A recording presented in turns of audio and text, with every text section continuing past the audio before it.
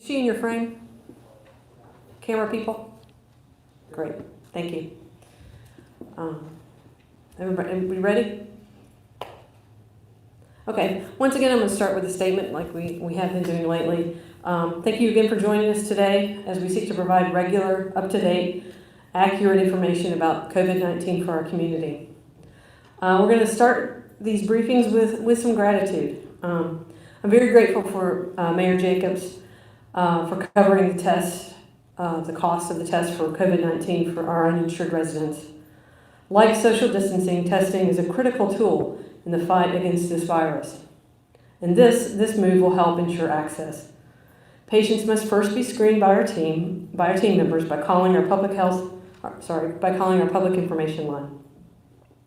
We've received several questions about the safer at home order.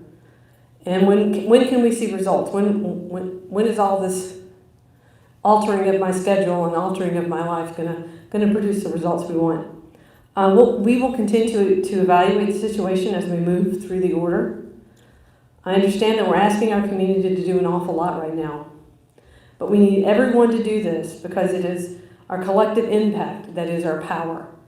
Only as a community, all of us doing the social distancing piece, businesses closing, making choices, that's the only way we're going to start to see a change in the number of cases of COVID-19. It won't happen right away, it takes time, but we know it works. It's an effective, proven public health tool to reduce disease in the community. Now on to just kind of the situation update. We have 28 cases at this time. 5 of those have been hospitalized at some point in their illness, and 6 have recovered.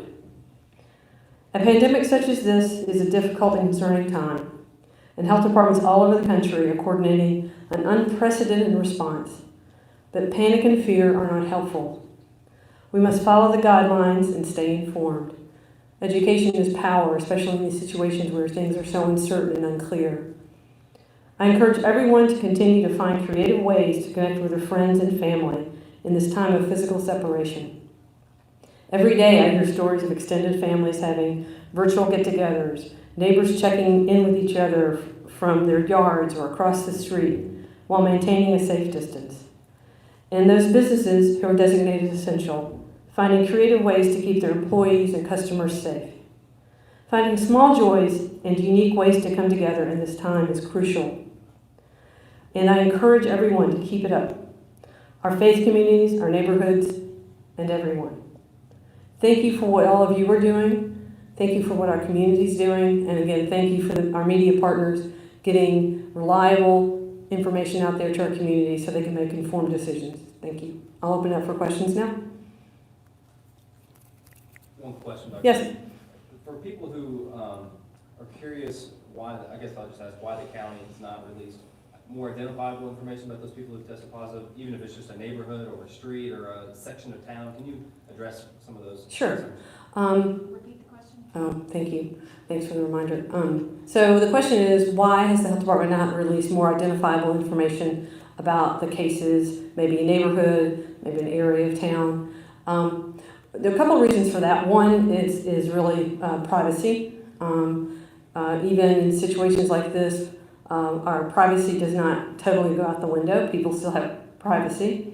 The other is that when we are able to reach the people most at risk from that person, their closest contacts, and easily get a hold of them, inform them, tell them what to do, tell them what to watch for, we do that. So when we can do that, so we start with those folks closest to the case, those people they see all the time, people they live with, people they see, spend several hours with, and then we move out from there, and that's how we risk stratify those groups. When we're able to reach those people easily and inform them, there's no need for more public information. The patients, when they're diagnosed, are placed in isolation until they're no longer a risk to the community. Their close contacts are asked to self-quarantine and watch for symptoms. If they develop symptoms, they're placed in isolation. It's something that we do regularly, and it's a proven way to reduce disease in our community. So we feel comfortable with using that method in this situation as well. Any details of the 90-plus-year-old patient patients from nursing homes, etc. Do you have any information about nursing homes in our area as far as being tested or? Okay. So the question is, any information about nursing homes in our community? Are they being tested? I don't have any specific information about nursing homes and whether patients at nursing homes have been tested at this time. What I do know our nursing homes are doing and our assisted livings are doing, they're restricting visitation. You can't visit anybody unless you're there for end-of-life care.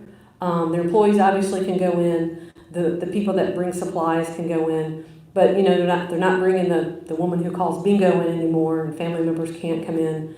So they're doing that to protect their residents. And it works. We know that if we don't introduce disease into that community, those folks are going to stay healthy.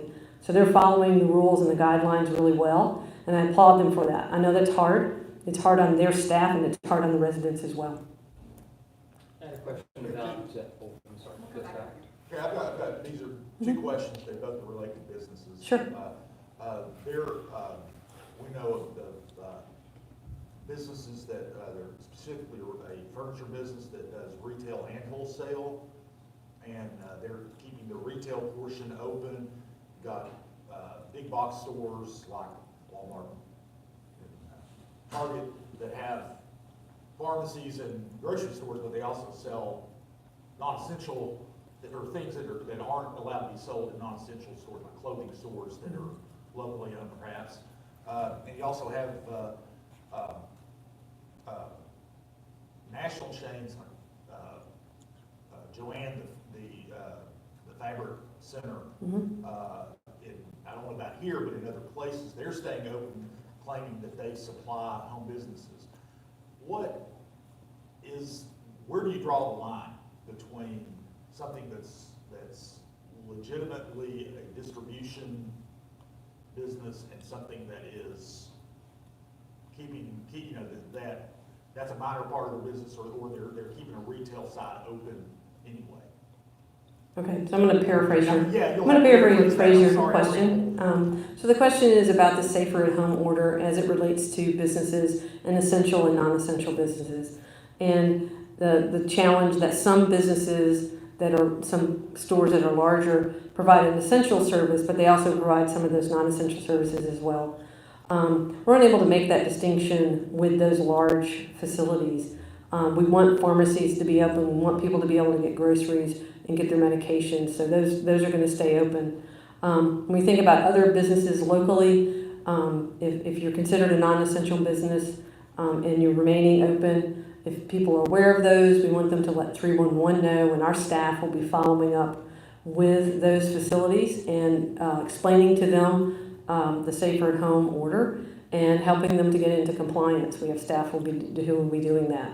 So again, if people have concerns or questions, there are a couple places to go. One is to go actually read the order. It highlights pretty well what the non-essential services are and our essential businesses. And then if you go and click on that PDF from CISA, which is a national organization that helps guide communities as they plan for these kind of things, and they list a large number of essential businesses. So people might think that's not an essential business, but when you look at that list, maybe they do fall in an essential business. So look at that list before you before you jump to conclusions that they shouldn't be operating. Because people still need to get things done. People still need gas in their cars, and people still need to get their cars fixed, because people still do have things they have to do. And my follow-up question was specifically about restaurants. It hasn't been an issue since it's been raining most of the last few days, but a lot of restaurants, both the more traditional dine-in and fast food restaurants, have outdoor dining areas.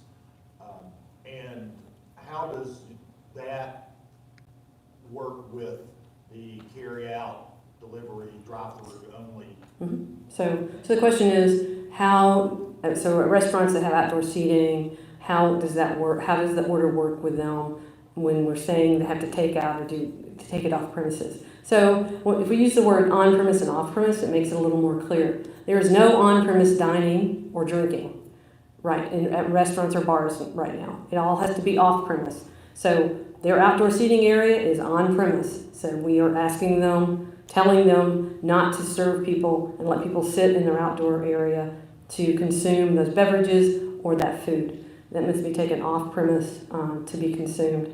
And our staff that regulate the restaurants will be doing spot checks and again helping those restaurateurs get into compliance with the order. Yeah, I wanted to ask about the proposal to test uninsured Knox County and where that money is coming from, if that's already established in the budget, coming from already existing budget allocation or pool, or is that new pool money?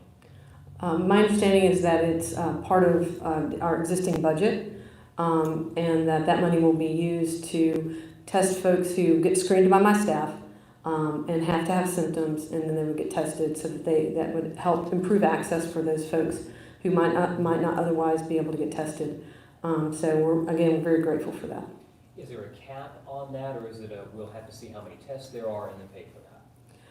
I think we'll have to see how that goes and see where that goes. The mayor's very committed to increasing access to testing, so we're grateful for that. And we believe there will be some, because of the declaration of a state of emergency, that there could be federal or state money available later to recoup those costs.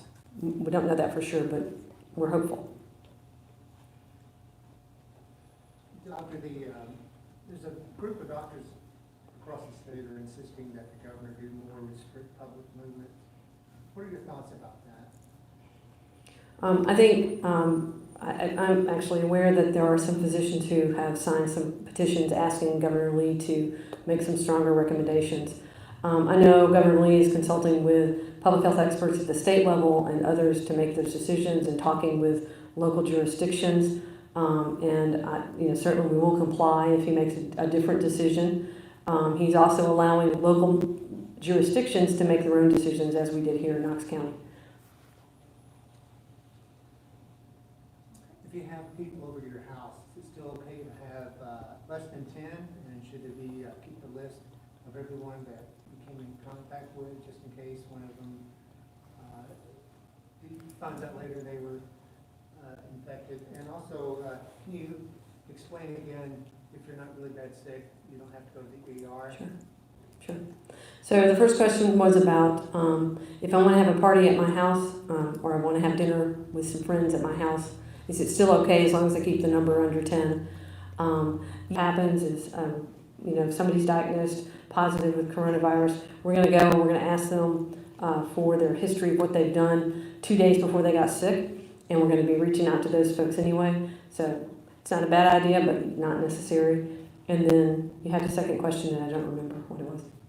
Second part to that. I think it was about whether or not you feel sick. Should I just go to the emergency room? So the other question was just some guidance on when you should go to the emergency room. So if you feel sick and you would normally not even call your doctor, stay home until you get better. If you feel sick and it's something you would normally go see your doctor for, pick up the phone, call your doctor, tell them what's going on, and with your doctor make that decision about whether you need to come in and be seen by the doctor and perhaps tested. If you are so sick you feel like you need to go to the emergency room, you're having trouble breathing, you're having shortness of breath, you're having chest pain or something like that, by all means we want you to go and be seen for that. We do also want you to if you call 911, let them know what your symptoms are, what your concerns are. If you're going to drive yourself to the emergency room, we want you to call ahead and let them know. They'll tell you what to do and how to get into the ER without having to go through the lobby. And that reduces the risk of people who are there for other things, like they broke their leg or whatever, from being exposed. Yeah. If I could, yeah. Dr. Lisa Piercy said the other day that right now there's kind of a lag in processing the tests because so many are now coming in. There's only so many venues those can go to be tested.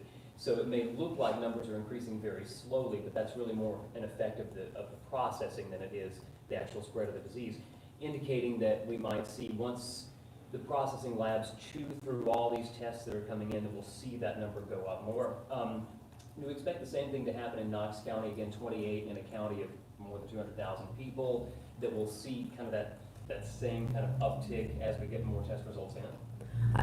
So the question is around what Dr. Piercy at the state said about the fact that there's a little bit of a lag time in reporting of labs because it takes time for the labs to get those tests done, and there's such a volume of tests coming in to be performed. And she said, you know, we might see a pop-up of the number of tests in the state, and do we expect to see the same phenomena here in Knox County? And the short answer is yes. We do expect to see that brief pop-up. And you know what our hope is that as those labs that are performing the tests, as they increase their efficiency and they're put through, that'll kind of level off because the labs will get processed more regularly, and you won't just get a batch of a whole bunch of positives in one day.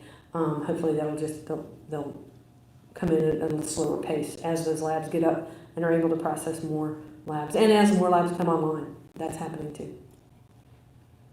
Okay, one more, yeah. About neighboring counties, have there been any talk about safer at home orders in neighboring counties at all? So the question was, is there been talk about safer at home orders in neighboring counties?